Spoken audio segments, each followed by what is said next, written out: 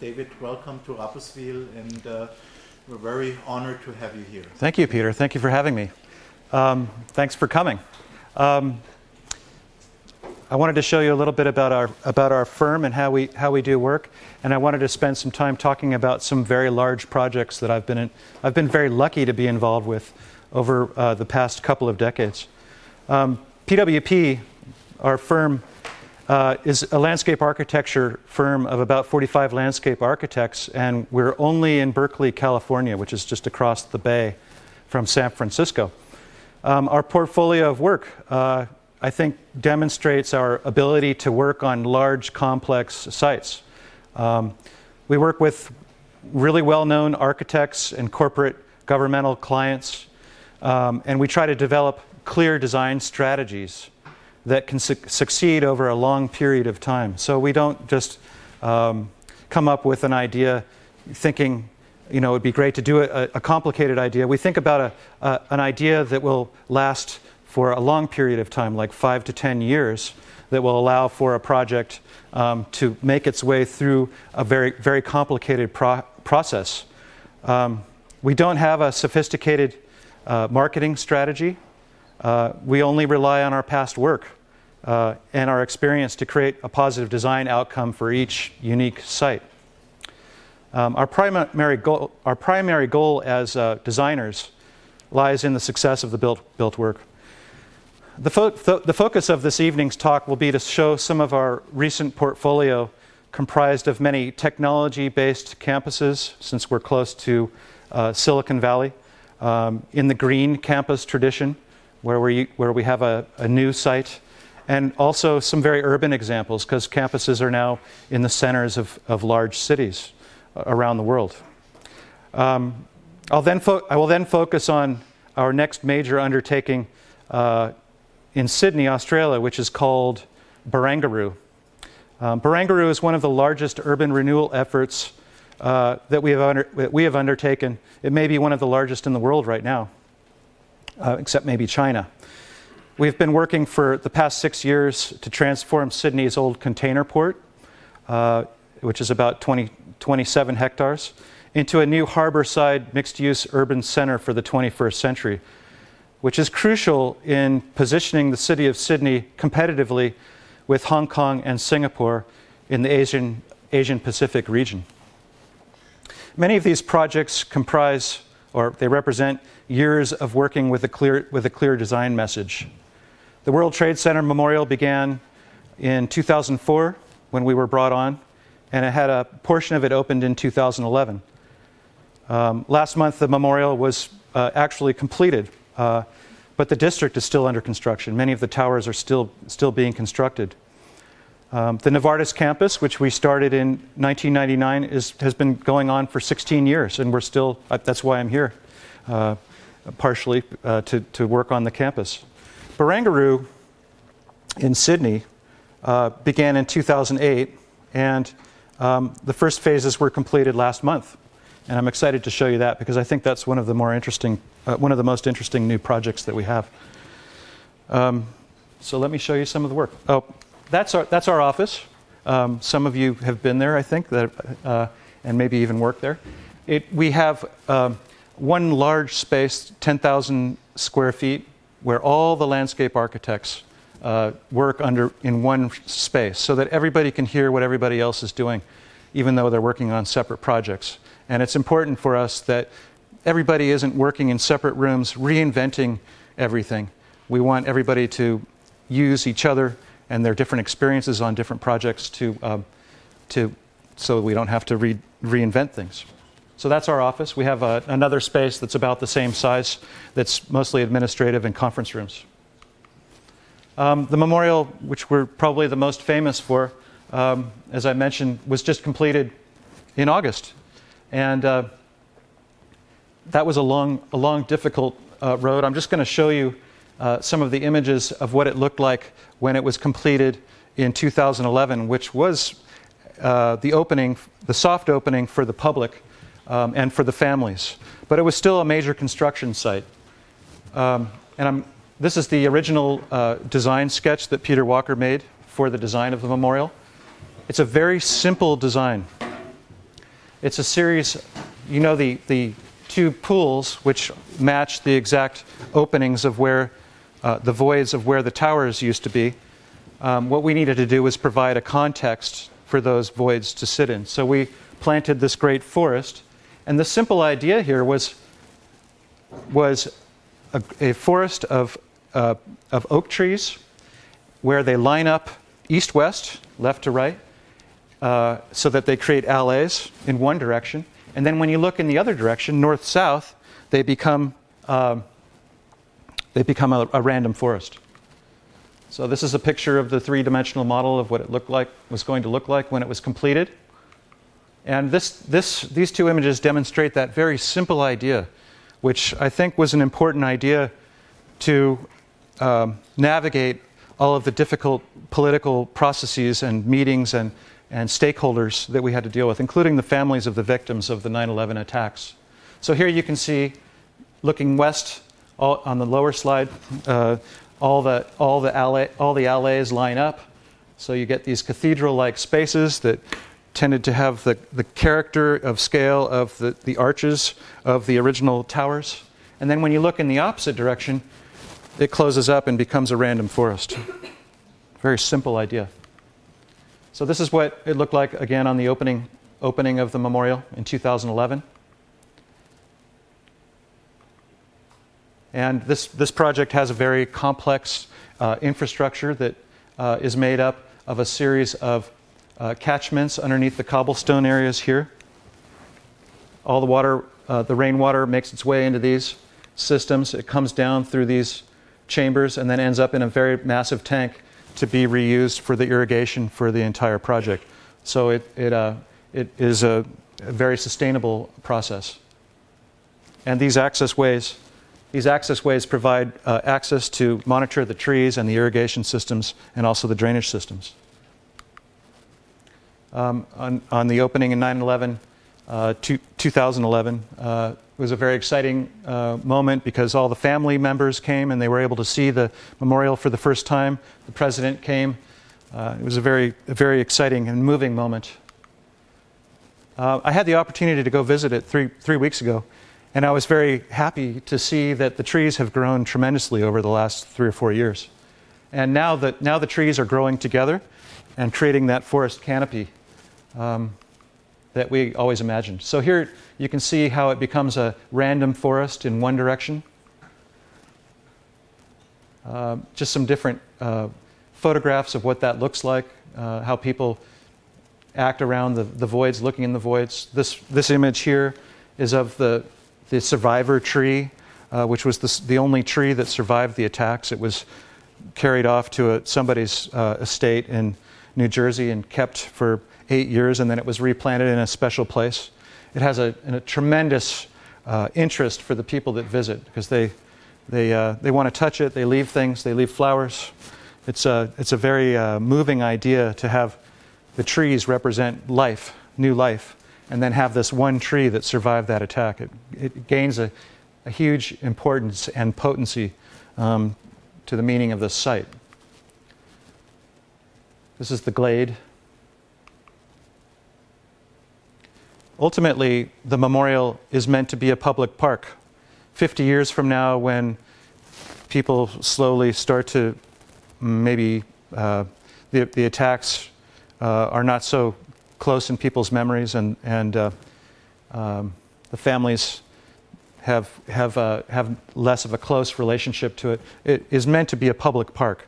So that was one of the things that we were struggling with, to have a memorial that was also a major public space in downtown Manhattan, where there is not very much space. A couple of the earlier projects that I think influenced some of our later work that I'll show you. This is a project in Portland, Oregon, where we were given an urban design problem to make all new buildings in this old abandoned railroad yard. And this is the Portland City Block, which is 200 feet by 200 foot square. And they were going to build new housing, for the most part, in all of these blocks, these city blocks. And we proposed making these 2 squares and then a larger square here that leads out to the riverfront in Portland. And then we had the opportunity to build, while we did the master plan, we had the opportunity to build this first park at the beginning, which looks like this.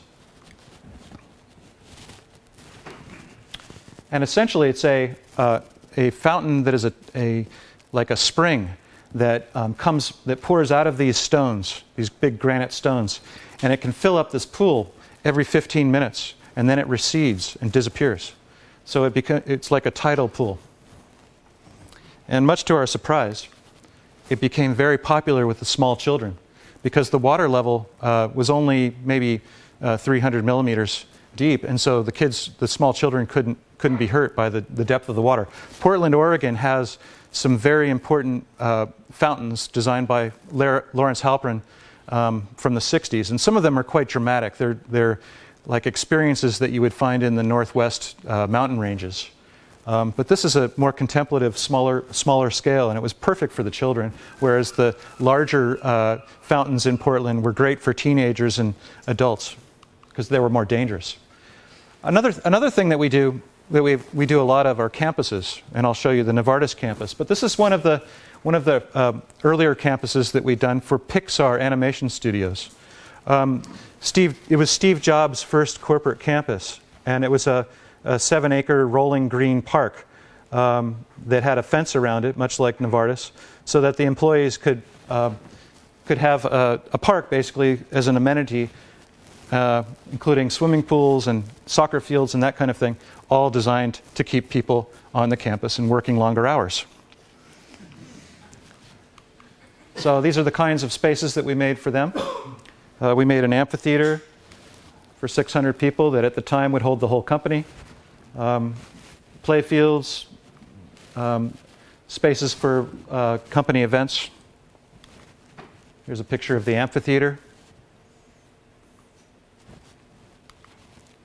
And this is a great alley that organizes all the buildings on one side, and then the park is on the other side, and it's a rolling naturalistic park. So a typical example of one of our important early urban campuses. This is the Sony Center in Berlin, where Sony's headquarters in Europe, and we did this with Helmut Jahn in 2000, completed in 2000, and it was essentially a big plaza with a Metroplex cinema theater below, and we said, Helmut, you need to open that up so that people know that the theaters are down there. So we made this glass opening in the center that would allow people to look up and look down and see the theater goers down below. And then we made this pool that was like a disc that was cantilevered off, like a big disc of jewelry that's cantilevered off and full of water with a glass bottom so that you could look up from below and see through the glass, like the last photograph, like this one, looking up at Helmut Jahn's great tent structure. And that's what that looks like. We used German cobblestone, mosaic cobblestone, alternating with stainless steel panels. So we're playing the high technology surfaces with the traditional German surfaces.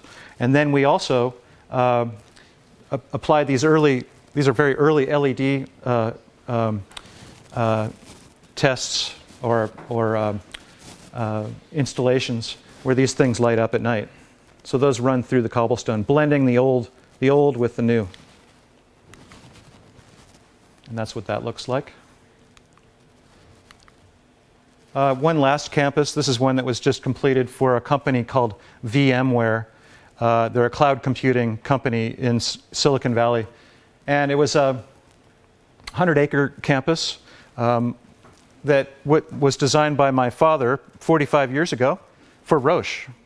And Roche moved out of the campus, and he said, well, I said this new company is a technology company, and he said, you do it. I don't have the heart to tear all those old trees out and start over. But so he let me do it, which was great. And we added all these new buildings. And one of the things that we did that was important was, in the old days, they used to have surface parking all around these areas, and then they'd have the buildings in the middle, and not very much landscape for people to enjoy. What we said was, let's get everything into parking structures and free up the middle so that you have a series of campus quads that you move through. to connect all the new buildings and the old buildings. And I think that's been very successful here because you don't see any automobiles anymore. We had the opportunity to move some very large trees.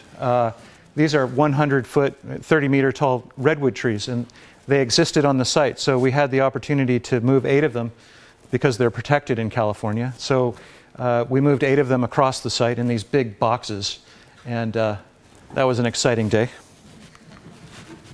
Well, this is what the new entrance to the campus looks like, with some of the older buildings that we saved beyond.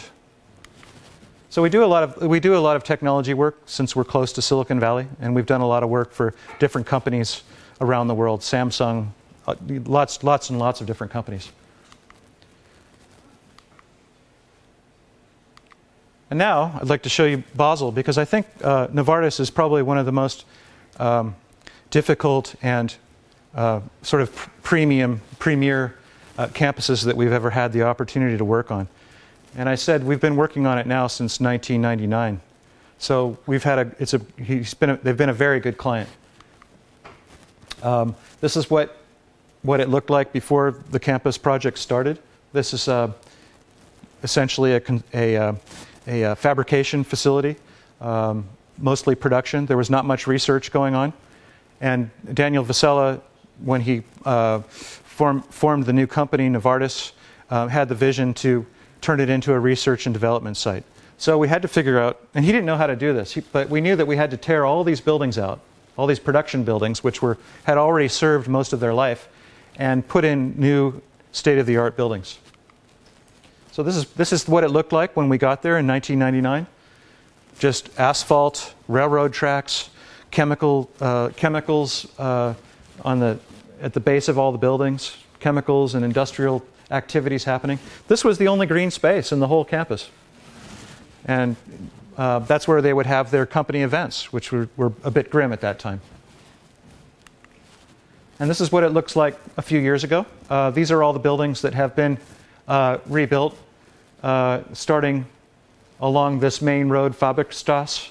The idea was to make the core as quickly as possible so that it would transform the center of the site. This is the headquarters building. And these are all the new buildings designed by different architects. These are some of the architects, many Swiss architects, but also many architects from all over the world. This is the landscape master plan for 2030 that we worked on with Vittorio Lampagnani, and a very regimented series of buildings that were essentially restoring the existing grid that existed probably when it was first laid out in 1900 or so. And this is what it looks like more or less today. So we're always tracking these two plans, the master plan and how we fit buildings into the campus. We have most of Fabrikstrasse complete, and there are some outlying buildings that are happening on the corners. There's a Herzog and Demeron building, which I just visited this morning, which is just the latest completion, and a Maki one done by Maki and one done by Mehrotra, the Indian architect. This is what Fabrikstrasse looked like when we got there. Most of the buildings were obsolete. They didn't really serve a research function.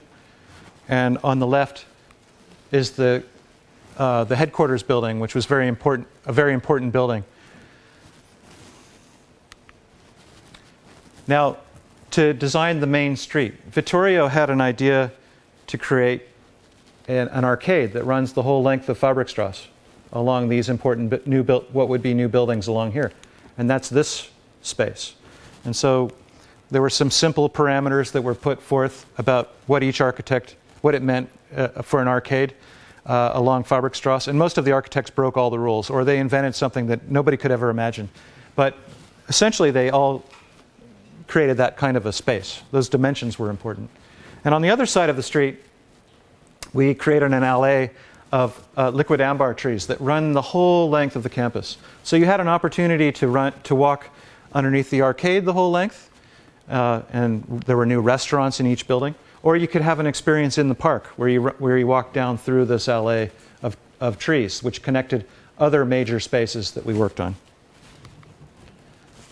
there was a lot of, since we were building a new campus that would grow for 30 years, it was very important that we got all the details right, because we were going to set up a series of standards that would have to last during that period of time. So this was actually not the real thing. It was a full-scale mock-up of an intersection of the street. They went to that length to see, to make sure that we got it right. And even down to the detail of having all the names of the streets inlaid with stainless steel so that they would last forever. And this is what it looks like today. Well, maybe a few years ago. This is the trees, and here's the building done by Lampignani. And one of the buildings, the Gehry building in the background. Gunther Vogt's park, green here. Another view of that. And then we had the opportunity to set or design some of the major spaces, and I'll go through those quickly. We planned for an underground parking structure at one side of the site for about 2,000 vehicles. And most of those people are traveling in Switzerland through this main gate here. At the other end existed a surface parking lot for all the people that were traveling from France. And they're connected at either end. So these are the two major entries. This is the main gate, this is the back gate. So what Daniel Vasella decided was he needed a very important sculpture at the beginning of the experience at the French-Switzerland border here. And so what we said was, let's make a tunnel over some existing railroad tracks that existed, and we'll make a pedestrian tunnel that comes down through some security gates and back up. And when you come up, you'll be inside this great sculpture. And this is what the section looks like. And one of the interesting things was we wanted to make this out of concrete, these stairs.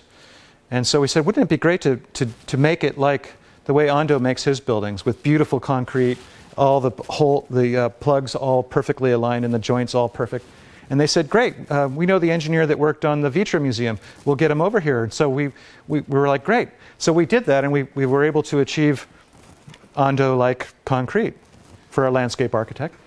Little did we know that Ando would be hired to do the building right next to this a few years later. And I think he was relatively satisfied that our concrete was good enough for him. So this is the experience coming from France. You start here. You can just see a bit of the sculpture, but not enough to know that it's there. You walk down through some security gates that we designed with a very transparent glass character. Walk up, and then the sculptures reveal themselves. And then you're inside these great sculptures. At the time, this was the only sculpture that Sarah had built like this, where the steel is bent in two directions.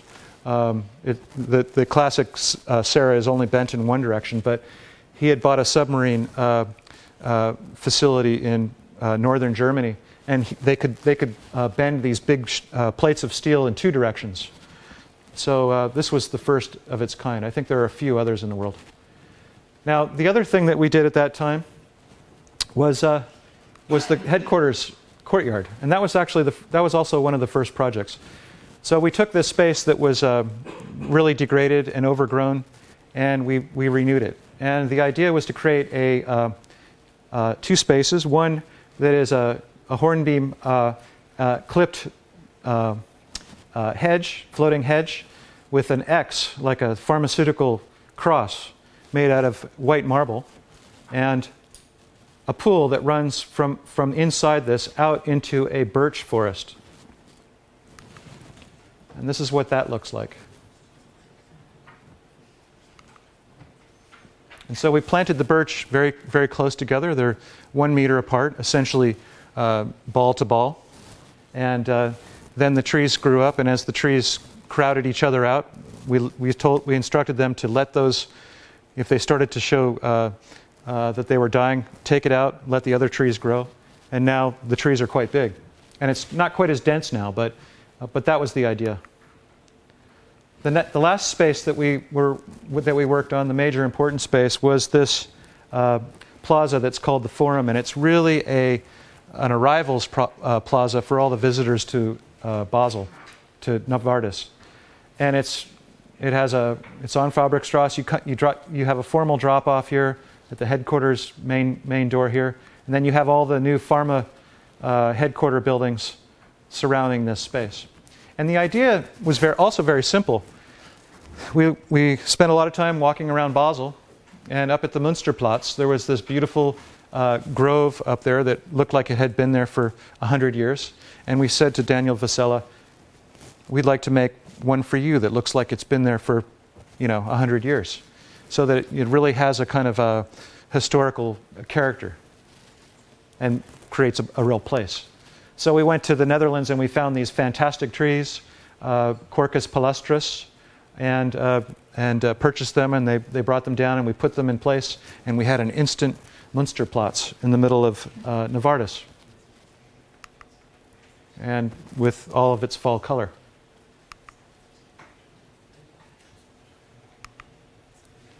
Of course, the artwork at Novartis is very important. Every building and every major landscape has an important piece of artwork. So I mentioned the Sarah at this end. For the Forum, there's a Jenny Holzer sculpture, which is her words move across the side of the Markley building, and her truisms move across. So that animates that space at night when there are a few people in there. So that leaves me with the project that I've been very, very concentrated on in the last 6 years or so. It's called Barangaroo, and it's a redevelopment of this container port land, which is on the back side of Sydney. So this is downtown Sydney, the Opera House, Botanic Gardens beyond, Sydney Harbour Bridge, and this is all the historic area of Sydney. It's where Captain Cook landed when the English first landed in Australia and discovered Australia. So this is a very important historical area. And so we had this piece of land to work with, and the master plan was essentially to take the central business district, the downtown of Sydney, and expand it into this zone, from here this way. And then the rocks, as they call it, the historic area, was to expand into the center portion. The scale of those buildings would expand into this portion.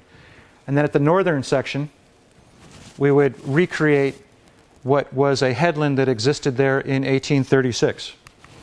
So here's the before and after again, or the before again, and then here's the computer simulation of those three areas. Here's the high-rise buildings, which ultimately, for the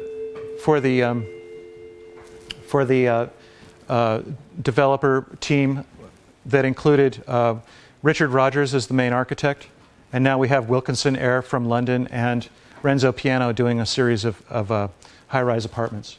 So that's this area. And then the central area, which is not complete at all yet, is here. And it's going to be buildings that are similar scale to the Rocks, more complementary to the Rocks district behind, the historic area.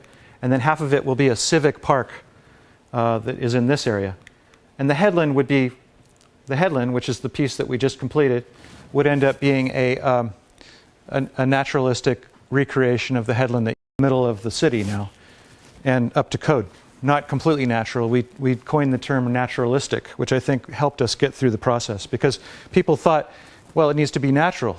We were looking at the headlands all around Sydney, and they were truly natural. But we couldn't do that in the middle of the city. So, interesting process, because what did the headland used to look like?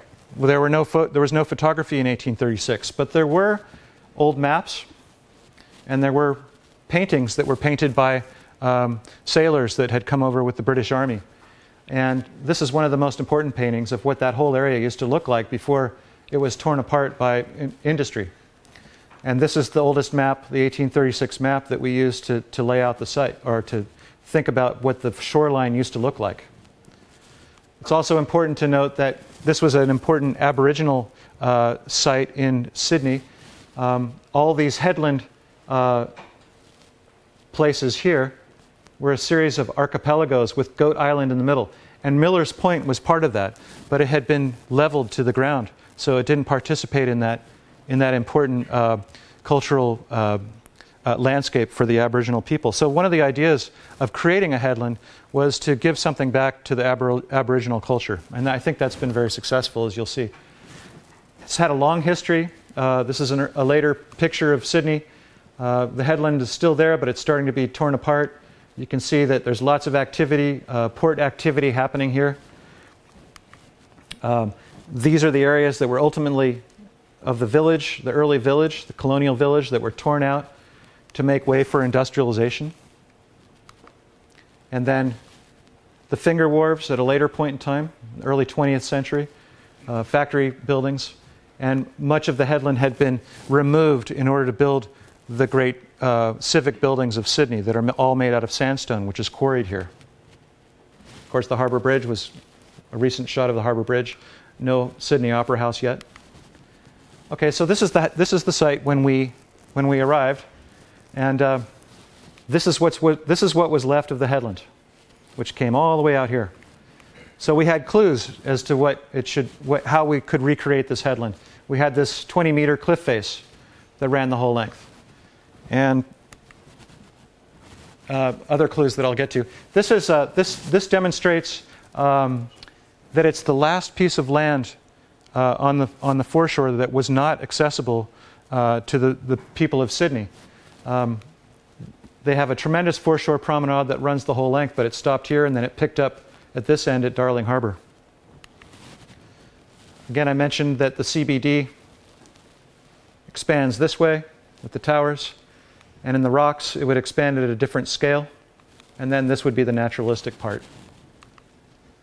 We studied all of the movement patterns across Sydney. How would people get to this site, which no one had experienced? The public had not had access for 100 years to. We studied at a more detailed scale how people would get back into the city across these big cliff faces. We also, in order to get this project built from a political standpoint, with a lot of development pressure where developers wanted to put their buildings right on the water and deny a great outcome for public space along the foreshore, we used this diagram that showed a 30-meter area along this development edge that would be a no-go zone for the developers. That was public domain. And this is the master plan as we now follow from February 2015. This is the piano buildings. It's the Wilkinson era, and these are the Richard Rogers buildings. See, they're quite dense. And so you can also see how it goes from really an urban center for about 25,000 workers down to a civic scaled park to a naturalistic park.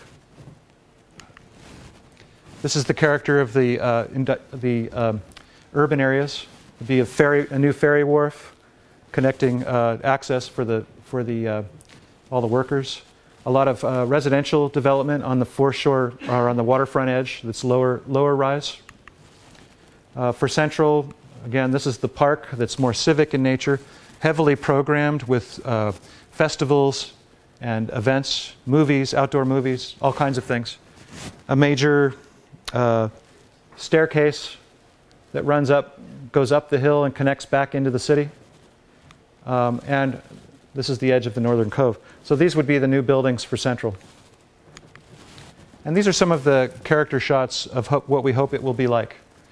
We were hoping that we would have a developer to work with and we would start right into this part of the project, but right as they were about to announce the development bids, the governor of the state announced that there would be a new subway stop at Barangaroo right on these buildings. So we think there's going to be quite a delay. This is the Sydney Steps. This is what it looks like in some of the commercial retail areas. And there's what it looks like from above the headland on the left, looking towards the Barangaroo Central, the Northern Cove, which is built now. So how did we go about constructing a new headland loosely modeled after what existed in this painting?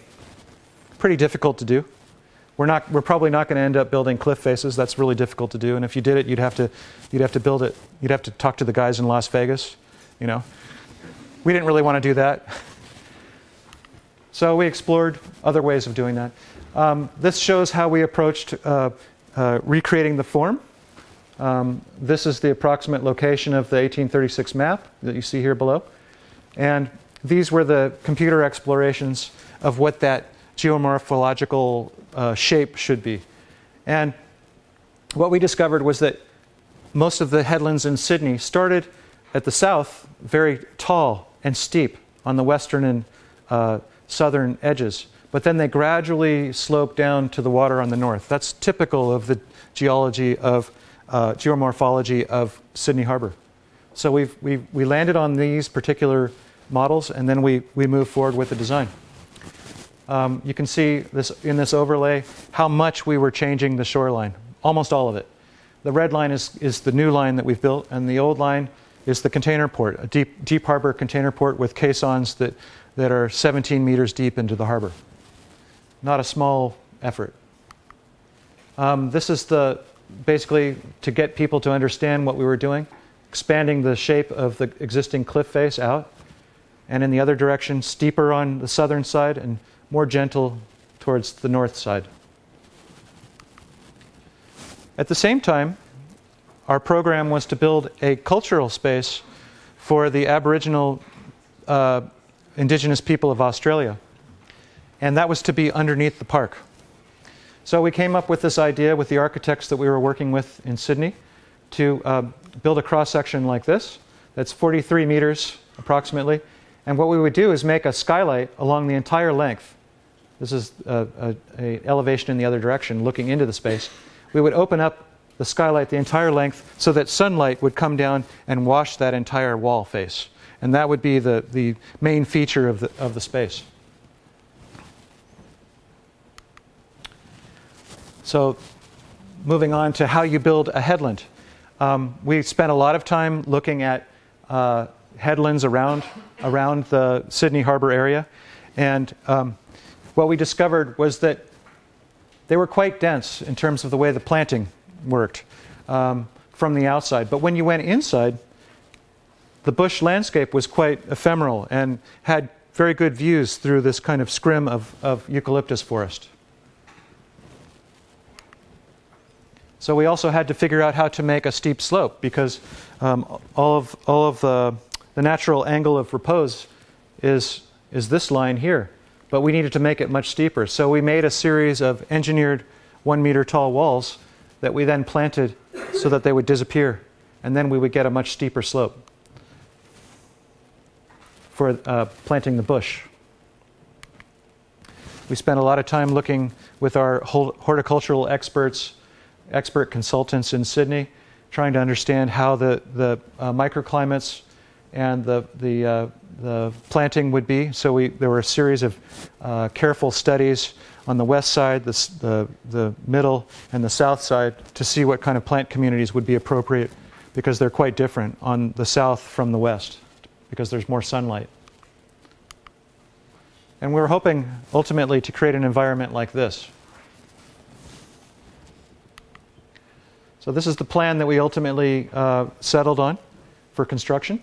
You can see here, steep on one side, the cultural space with the wall exposed below, a two-level car park below the whole thing, which is where we excavated all the stone to create the new shoreline. I'll get to that later. All this, almost a kilometer of new shoreline made out of sandstone, harvested from this area. And you can also see the planting as it gently slopes down towards the north. These are our early perspectives, or our perspectives that we used to sell the project. The promenade that runs around the foreshore is very important, as I mentioned in that first slide. The 30 meters, essentially, that it was devoted to the public use. In the park, the whole park is public, but the promenade still had a tremendous importance in organizing this whole space.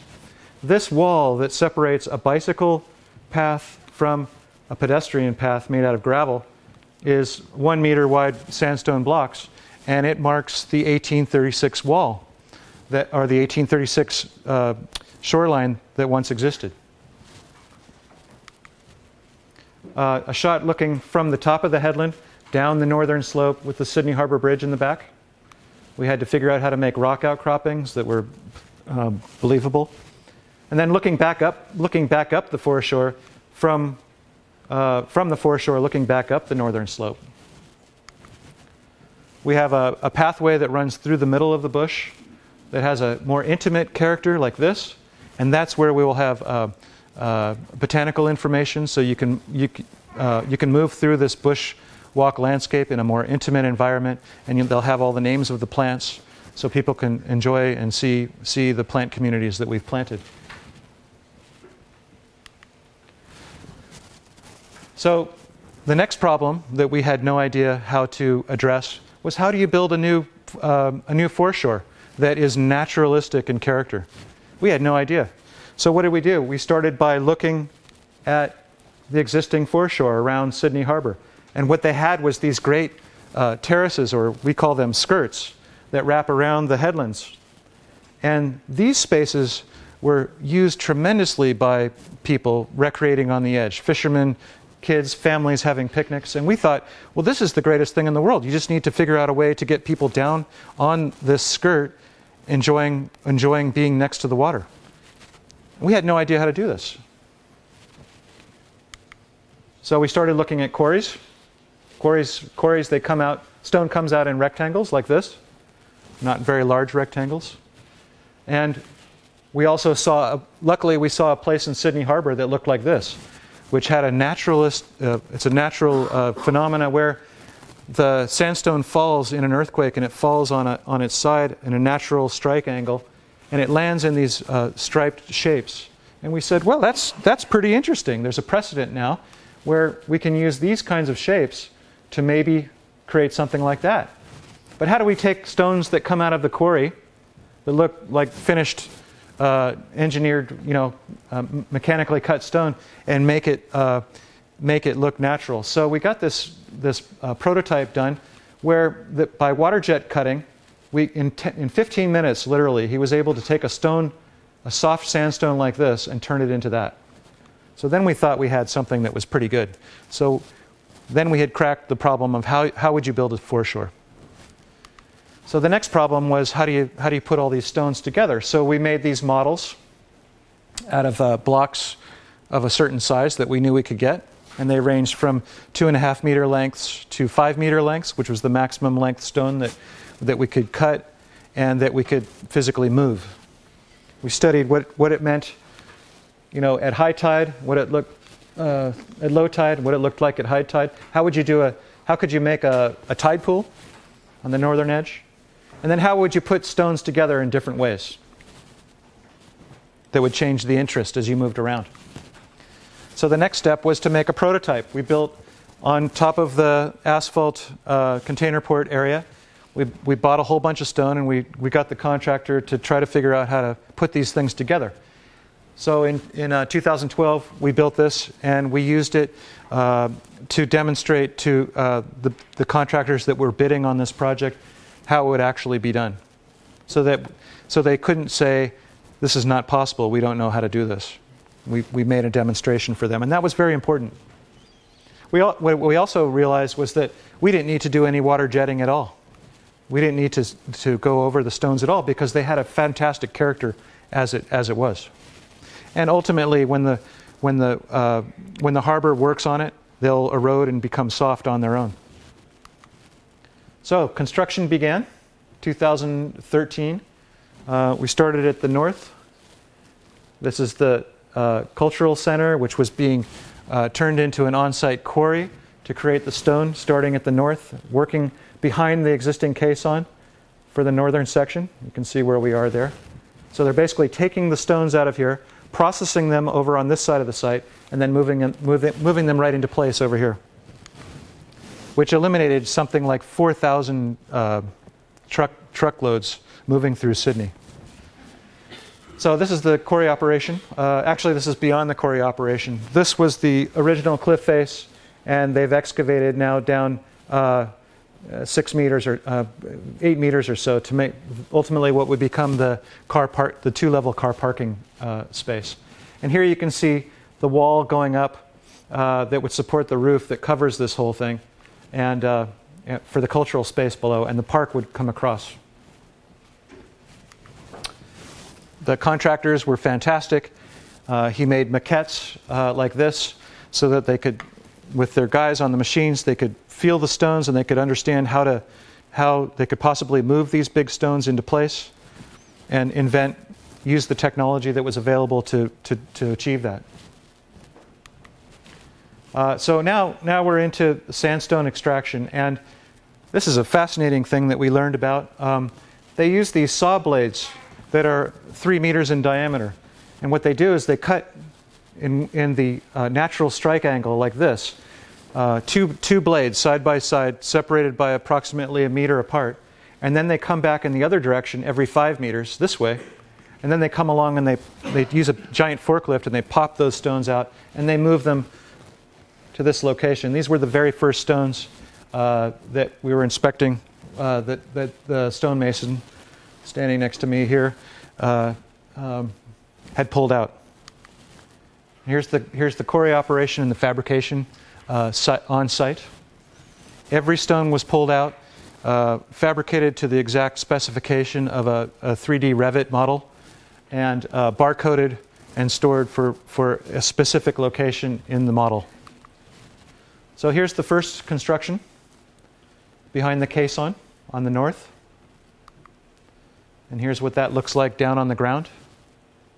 Again, we're not seeing the harbor action coming in, but we're starting to get a sense of how beautiful it would be with the tide moving up and down.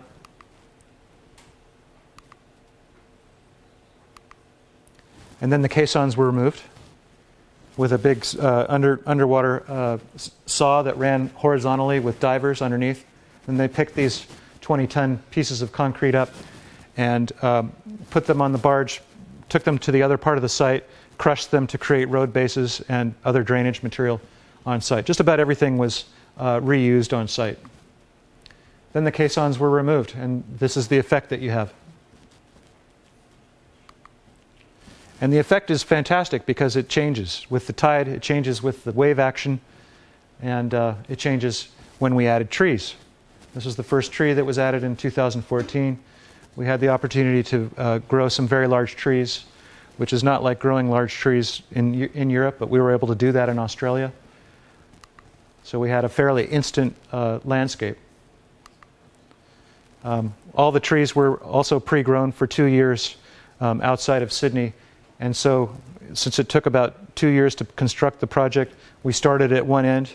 And this is 1 year's growth while the park was still under construction. We had a great soil scientist that created the soil for us out of the spoils from the sandstone quarry excavation. He made fantastic soil that made these plants grow really well. Again, more prototypes. This is a design construct process. So I was over there every month working with the contractors to look at all kinds of different stone constructions. From the 1836 wall, how do we build that wall, which there's a kilometer of it. Here you can see the final installation here. But how do you do that? Pretty big stones. How do we build the amphitheater which is more of an architectural foreshore edge? This is the early prototype, which was meant to have a character where you could get 2,000 people sitting on the harbor, right on the water's edge, to watch a performance. This is one of the early, very quick outcropping prototypes that he threw together in an afternoon for us to look at. So we were exploring feasibility at this point. Of course, we made some pretty crazy outcrops. We made this circle of upright stones, which ended up getting us in a lot of trouble, actually, because there was a Celtic reference here, which the Aboriginal Council didn't like very much. But they're still there. They didn't make us rip them out.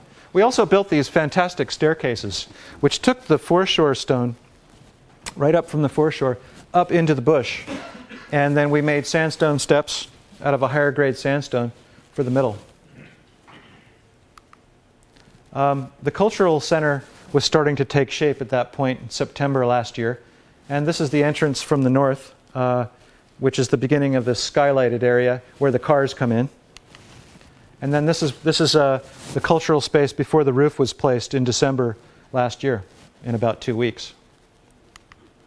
Here's the construction site. The new northern cove has been cut. Most of the stone has been laid.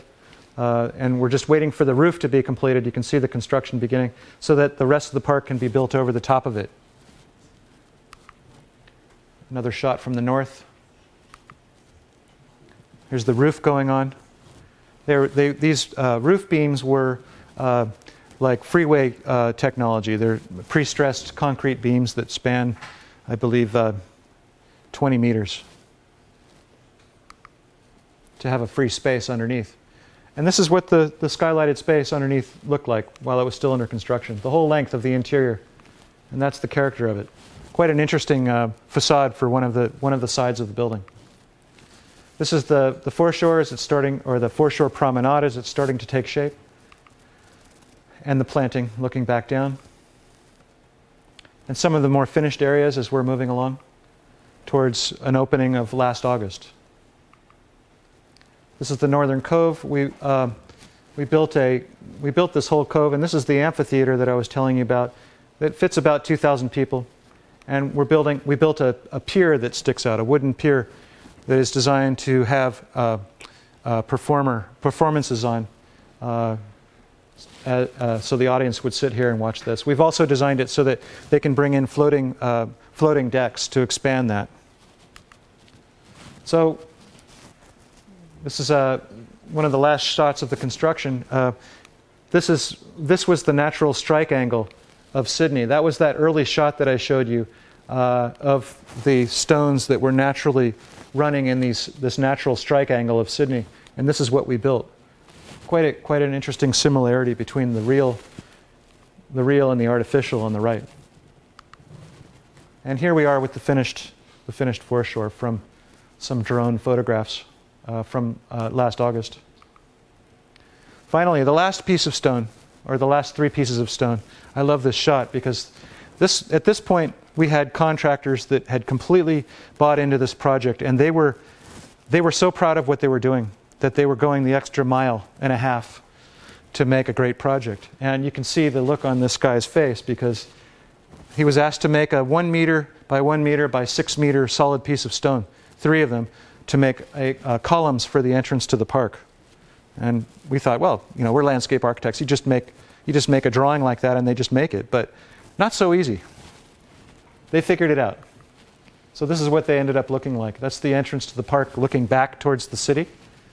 And this is a shot looking in with the 1836 wall separating the bicycle path from the pedestrian path and the foreshore beyond. We used a lot of Italian porphyry.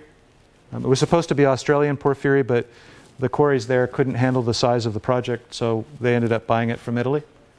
That was the one sustainable thing we didn't achieve. The porphyry runs along a meter edge that captures. It's a natural drainage channel on either side of the path that captures the water. Wall or the bush walk that I mentioned before.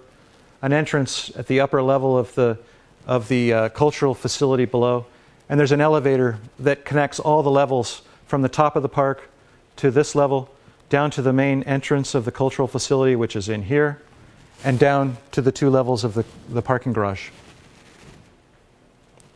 Anyway, this, like your buildings here, this is our Corten experiment here. We made this wall that runs through the bush out of Corten panels, which fit pretty well inside that landscape because of the coloration. The color matches to the golds and the reds that relate to the sandstone. We think it's pretty good.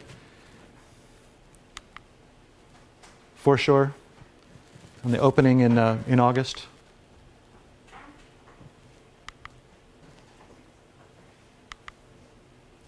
Series of small pathways that move through the bush landscape, connecting you up through for more intimate experiences. The big staircase finally complete. There's 2 of those. Northern Cove.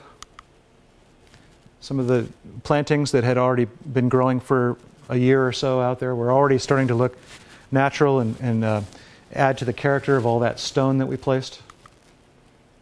And it's just absolutely, from the day it opened, it's just absolutely full of people. It's gained a lot of praise, and in fact, it's probably one of Sydney's. They're talking about it like it's the next great piece of, or the next great gift to Sydney after the Opera House and the Botanic Gardens and the bridge.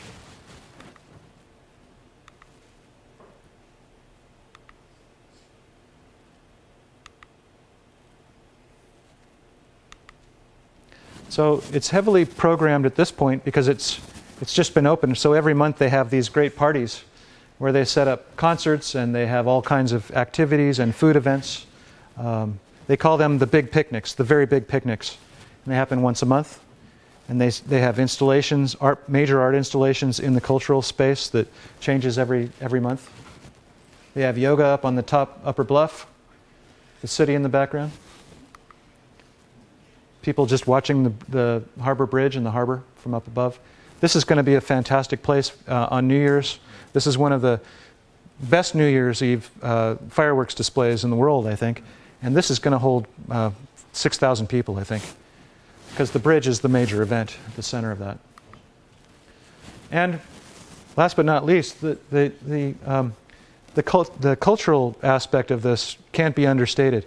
We had this was championed by former Prime Minister Paul Keating, who in the 1980s had this idea to recreate the headland here. But he didn't think about recreating the headland just to get rid of the container port. He wanted to give it back as a gift to the Aboriginal people of Sydney, because he was one of the first prime ministers, actually he was the very first prime minister to apologize to the Aborigines back in the 80s. And he had this idea, which has taken him many decades to realize. But he was our champion through all of this. So it took a former prime minister with great popularity to actually get through this process. Because we had a lot of people that thought this was ridiculous. Why would you build why would you restore a headland? What's the cultural value of that? But in the end, we're very satisfied because the Aboriginal Council has adopted this place as their own. And so now they have these events where they reenact dances and didgeridoo performances, and it's quite a festive place. In the cultural space, they set up food trucks to feed the people, and art installations that rotate every month, and dances and performances. And finally, it's not uncommon to walk around the park and you'll see some Aboriginal people performing something to enliven the landscape as it might have been before 1836, when the British came and changed it completely forever. So I'll end on some before and after photographs. Here's the site today, and 3 years ago, what it looked like. And again, from the west side, how it relates back to the city. Again, you can see Barangaroo Headland, the bridge, and the Opera House, Botanic Gardens. This is all an extremely important promenade that runs along the foreshore that will ultimately continue when we finish Central and the Barangaroo South project. And that's it. That's Barangaroo. Thank you.